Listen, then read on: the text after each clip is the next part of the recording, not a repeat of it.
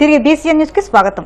పశ్చిమ గోదావరి జిల్లా మొగల్తూరు మండలం ముత్యాలపల్లి జిల్లా పరిషత్ హైస్కూల్ కు క్రీడా మైదానం కేటాయించాలంటూ ముత్యాలపల్లి 216 నేషనల్ హైవేపై తల్లిదండ్రులు పూర్వ విద్యార్థులు నిరసన వ్యక్తం చేశారు. ప్రభుత్వం తక్షణమే హైస్కూల్ కు క్రీడా మైదానాన్ని కేటాయించాలంటూ పెద్ద ఎత్తున నినాదాలు చేస్తూ ర్యాలీ నిర్వహించారు. ముత్యాలపల్లి హైస్కూల్ కు క్రీడా ప్రాంగణం లేక అనేక మంది విద్యార్థులు ఇబ్బందులు ఎదుర్కొంటున్నారని, హైస్కూల్ కు క్రీడా ప్రాంగణం ఏర్పాటు చేస్తే రాష్ట్ర స్థాయి, జిల్లా స్థాయి క్రీడా పోటీల్లో పాల్గొనడానికి అనేక మంది విద్యార్థులకు అవకాశం ఉంటుందని అన్నారు.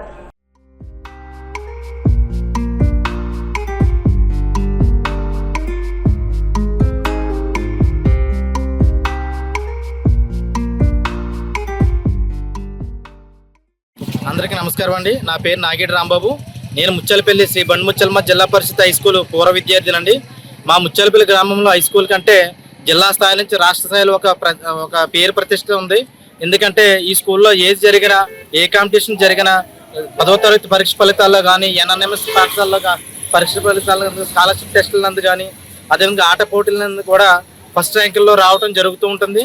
కానీ ఈరోజు మా ముత్యాలపల్లి గ్రామానికి 1997 ముందు అప్పర్ ప్రైమరీ స్కూల్ ఉండేది.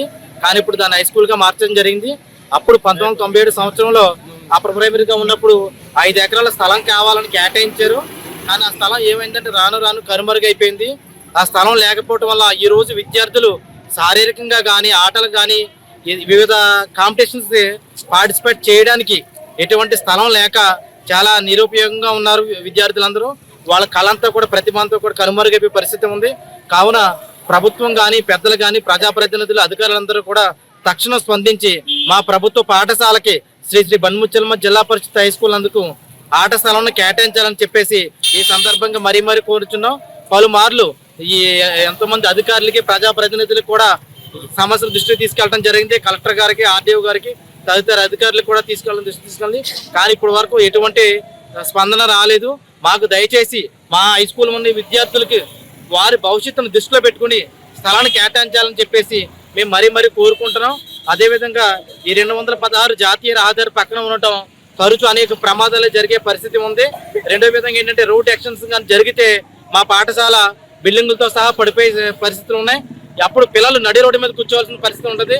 అందుకని ముందుగా ఈ ప్రభుత్వం కానీ, ప్రజాప్రతినిధులు కానీ, అధికారులు తక్షణం పాల్గొని దానికి మేలుకొని మాకు హై స్కూల్కి స్థలం కేటాయించాలని చెప్పేసి ఈ సందర్భంగా మీ అందరినీ ఒక మహిళతో ఇరువురు వివాహేతర సంబంధం పూడలో ఒక వ్యక్తి హత్యకు దారితీస్తుందని ఏలూరు డీఎస్పీ డి శ్రవణ్ కుమార్ తెలిపారు. ఈ నెల 2వ తేదీన పూళ్ల సంత మార్కెట్లో పట్టపగలు జరిగిన దారుణ హత్యకు సంబంధించి 4 వ్యక్తుల్ని భీముడలు పోలీసులు అరెస్ట్ చేశారు. DSP Shravan Kumar Bhimadolu circle police స్టేషన్లో ఏర్పాటు చేసిన మీడియా సమావేశంలో హత్యకు దారితీసిన వివరాలను వెల్లడించారు. పూళ్ల పడమట దళితపేటకు చెందిన మృతుడు పాతల నాగరాజు, కాండ్రు ఇస్సాకు వీరిరువురికి ఒకే మహిళతో వివాహేతర సంబంధం ఉండేదని, దీనిపై పాత గొడవలు, కోర్టు కేసులు కూడా ఉన్నాయని తెలిపారు. దీనిపై ఏ1 నిందితుడు కాండ్రు ఇస్సాకు ఎలాగైనా నాగరాజు అడ్డు తొలగించుకోవాలని భావించి కుటుంబ సభ్యులైన కాండ్రు నాగతేజ, అద్దంకి బాబీ, స్నేహితులైన కాయి రాయేష్లతో పథకం ప్రకారం తమ వెంట తెచ్చుకున్న కత్తులతో నాగరాజుపై దాడి చేసి హత్య చేశారు. కేసును దర్యాప్తు చేస్తున్న Bhimadolu CI Vijay Wilson, SI Madina Basha సిబ్బందితో పూళ్ల శివారు కురేళ్లగూడెం శ్మశాన వాటిక సమీపంలో వారిని అరెస్ట్ చేసినట్లు తెలిపారు. 2/12/2025 తేదీ ఈ నెలలో పూళ్ల సంత మార్కెట్ దగ్గర పాతర్ల నాగరాజు అనే వ్యక్తిపై జరిగిన హత్య కేసులో ముద్దాయిలైనటువంటి కాండ్రు ఇస్సాకు, కాండ్రు రాజు, అదేవిధంగా అద్దంకి బాబీ మరియు రాజేష్ అనే 4 ముద్దాయిల్ని ఈరోజు భీమడోలు సిఐ గారు, ఎస్ఐ గారు, వారి సిబ్బంది పట్టుకొని అరెస్ట్ చేయడం జరిగింది. ఈ క్రమంలో వాళ్ళు హత్యకు ఉపయోగించినటువంటి ఆయుధమైన కత్తులు స్వాధీనం చేసుకోవడం జరిగింది.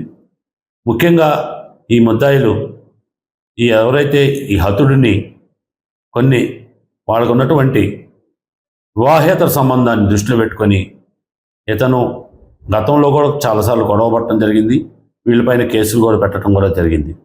దాన్ని దృష్టిలో పెట్టుకొని ఈ అతడిని ఎలాగైనా హతమార్చాలనే ఉద్దేశంతో అతన్ని ఒక పథకం ప్రకారం పెద్దింట్లో అనే ఆవిడ టీ కొట్టు దగ్గరకు రప్పించి టీ తాగుతున్న సమయంలో ఇతను ముందే సిద్ధం చేసుకున్నటువంటి కత్తులు మరియు రాళ్లతోటి దాడి చేసి పై 4 అతన్ని తలమోది పీక కోసి హత్య చేయడం జరిగింది. దీనిపైన వెంటనే పారిపోవడం జరిగింది. వెంటనే పోలీసు వారికి వచ్చిన సమాచారం మేరకు నేరస్థలంకి వెళ్ళటం, నేరస్థలంలో అన్ని ఆధారాలు, clues team, talk squad, FSL team అందరిని పిలిపించుకుని వివిధ రకాల దర్యాప్తు చేయటం. ఈ దర్యాప్తులో భాగంగా ఈ రోజు నాడు విల్సన్ గారు, భీమడోల్ సిఐ గారికి, వారి సిబ్బంది SI భాష మరియు ఇతర పోలీస్ స్టాఫ్ అందరూ కూడా వెళ్ళి ఈ ముద్దాయిల్ని అరెస్ట్ చేయడం జరిగింది. గతంలో ఈ ముద్దాయిలపైన అనేక క్రిమినల్ కేసులు ఉండటం జరిగింది. వీళ్ళందరూ కూడా ఒక పథకంగా ఈ అబ్బాయిని ఎతరైతే ఈ నాగరాజును హత్య చేయడం జరిగింది కాబట్టి వీళ్ళని అరెస్ట్ చేయడం జరిగింది. ఎవరైతే ఈ కేసులో ముద్దాయి ఉన్నాడో అతన్ని అరెస్ట్ అయ్యి రిమాండ్ అయిన తర్వాత మళ్ళీ ఇతని పైన PD యాక్ట్ చేయడం కూడా జరుగుతుంది. వీళ్ళపైన షీట్లు ఓపెన్ చేయడం కూడా జరుగుతుంది. కాబట్టి ఎవరైనా కనుక ఈ రౌడీలు, ఏడీలు, అదేవిధంగా సస్పెక్ట్ షీట్స్ అందరికీ కూడా హెచ్చరిస్తున్నాం. ఎవరైనా కానీ మీరు ఎలాంటి దారుణమైన నేరాల్లో కానీ ఏ చిన్న నేరాల్లో కన్నా మీ నడవడకు మార్చుకోకుండా ఉంటే మాత్రం మీ పైన PD యాక్ట్ వేయడంతో పాటు కఠినమైన చర్యలు తీసుకోవడంలో మాత్రం వెనకాడమని ఈ సందర్భంగా హెచ్చరిస్తున్నాం. గూడూరును జిల్లా కేంద్రం చేయాలని, కాని పక్షంలో నెల్లూరు జిల్లాలో కలపాలని ప్రజల అభిప్రాయాలను ప్రభుత్వానికి తెలియజేస్తూ జేఏసీ ఆధ్వర్యంలో పోస్ట్ కార్డుల ఉద్యమం ప్రారంభమైంది.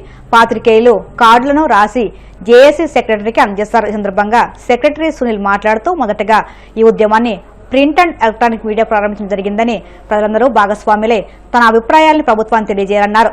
సమిష్టిగా పోరాటం చేస్తేనే ఫలితం ఉంటుందని పేర్కొన్నారు. గూడూరు ప్రజల ఆకాంక్ష అయినటువంటి గూడూరును నెల్లూరు జిల్లాలోనే కొనసాగించాలి, లేని పక్షంలో గూడూరు జిల్లా కేంద్రంగా గూడూరు జిల్లాను ఏర్పాటు చేయాలనేటువంటి ఉద్యమానికి ఈరోజు జేఏసీ శ్రీకారం చుట్టినటువంటి నేపథ్యంలో గూడూరు వాసులుగా మా వంతు బాధ్యతగా Gudur print media welfare association జేఏసీకి సంపూర్ణ మద్దతు తెలియజేస్తూ ఇకపై జేఏసీ ఉద్యమ కార్యక్రమాల్లో ప్రింట్ మీడియా వెల్ఫేర్ అసోసియేషన్ ప్రతినిధులు కూడా కీలకంగా చురుగ్గా పాల్గొంటారని చెప్పి ఈ సందర్భంగా తెలియజేస్తున్నాం. ముఖ్యంగా గూడూరు ప్రజల ఆకాంక్షని ప్రధాన రాజకీయ పార్టీలైనటువంటి అధికార పక్షం, ప్రతిపక్షం రెండూ కూడా గుర్తించాలి. గూడూరులో పూడు పోసుకుంటున్నటువంటి ఉద్యమం అధిష్టానాలు, పార్టీ అధిష్టానాలు చూసి ఇకనైనా వారి యొక్క తీరులో మార్పు తెచ్చుకుని గూడూరు నెల్లూరు జిల్లాలో కొనసాగించడం, లేని పక్షంలో గూడూరు జిల్లా కేంద్రంగా గూడూరుని ఏర్పాటు చేయాలని చెప్పి Gudur print media welfare association ద్వారా పిలుపునిస్తున్నాం. అదేవిధంగా ఈరోజు ప్రధాన రాజకీయ పార్టీలకి ఒకే ఒక డిమాండ్ని మేము వినిపించదలుచుకున్నాం.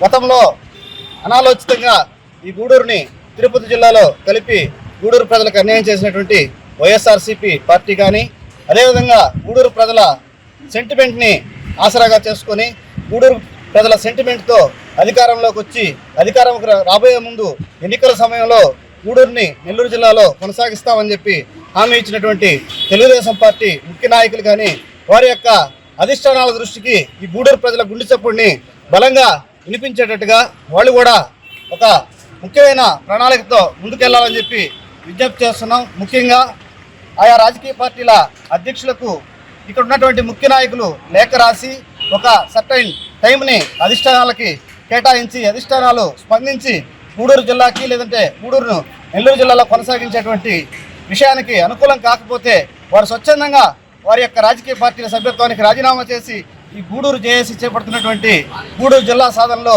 ఉద్యమంలో భాగస్వాములై వారి యొక్క చిత్తశుద్ధిని గూడూరు ప్రజలకి నిరూపించుకోవాలని చెప్పి ఈ సందర్భంగా వారికి తెలియజేస్తారు. ఆకాంక్ష నా ఆశ ఏంటంటే ఈ కార్యక్రమాన్ని మొదలుపెట్టింది పాత్రికేయులుగా గూడూరు డివిజన్ తరఫున మనము. కాబట్టి ప్రతి కార్యక్రమాన్ని మొదలు మనమే పెట్టాలా, మనమే పూర్తి చేయాలా. కాబట్టి ఈ పోరాటానికి చేసే ప్రతి కార్యక్రమంలోనూ నాతో పాటు, జమాలతో పాటు, అందరితో పాటు అడిగేసి ప్రతి ఒక్క కార్యక్రమంలో మీరు పాల్పంచుకొని ఇదే విధంగా సహకరించాలని మనస్ఫూర్తిగా కోరుకుంటున్నాను. ఉక్రెయిన్లో శాంతియుత పరిష్కారం కోసం రష్యా కృషి చేస్తుందని, అందుకు సంబంధించిన ప్రతిపాదన వివరాలను భారత్తో పంచుకున్నామని రష్యా అధ్యక్షుడు పుతిన్ తెలిపారు. ఢిల్లీలోని హైదరాబాద్ హౌస్లో ప్రధాని మోదీతో జరిగిన సమావేశం అనంతరం ఇరువురు నేతలు సంయుక్త ప్రకటన చేశారు. సైనిక ఘర్షణలు కాకుండా చర్చలు, దౌత్య మార్గాల ద్వారానే సమస్యకు పరిష్కారం లభించాలని భారత్ కోరుకుంటున్నట్లు ప్రధాని మోదీ ఈ సందర్భంగా పునరుద్ఘాటించారు. राष्ट्रपति पुतिन का स्वागत करते हुए मुझे बहुत खुशी हो रही है। उनकी यात्रा ऐसे समय हो रही है जब हमारे द्विपक्षीय संबंध कई ऐतिहासिक माइलस्टोन के दौर से गुजर रहे हैं।